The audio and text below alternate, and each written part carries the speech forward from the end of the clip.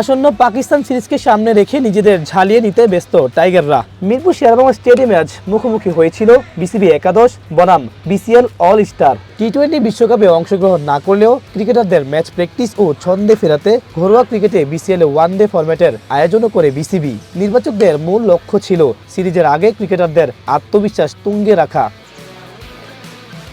পাকিস্তানের বিপক্ষে এই সিরিজটি বাংলাদেশের জন্য কেবল একটি দ্বিপাক্ষিক সিরিজ নয়, বরং তার চেয়েও বেশি কিছু। 2027 ওয়ানডে বিশ্বকাপে সরাসরি অংশগ্রহণ নিশ্চিত করতে হলে আইসিসি র্যাঙ্কিংয়ে উন্নতির বিকল্প নেই।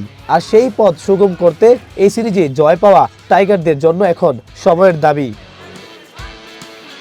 সাফল্যের খোঁজে থাকা বাংলাদেশ দল গত কয়েকটি ওয়ানডে সিরিজে আশানুরূপ ফল না পেলেও ঘরের মাঠে এবারের স্কোয়াডটি বেশ ভারসাম্যপূর্ণ এবং শক্তিশালী। অন্যদিকে পাকিস্তান আসছে বড় পরিবর্তনের বার্তা নিয়ে। তাদের নিয়মিত মুখ বাবর আজম ও সায়েম আইয়ুবকে ছাড়াই বাংলাদেশে আসছে তারা।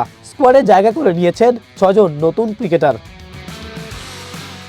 মিরপুরের হোম অফ ক্রিকেটে আগামী বুধবার অনুষ্ঠিত হবে সিরিজের প্রথম ওয়ানডে। দিবারাত্রির এই ম্যাচকে ঘিরেই এখন সব পরিকল্পনা প্রধান কোচ ও অধিনায়ক শান্তর।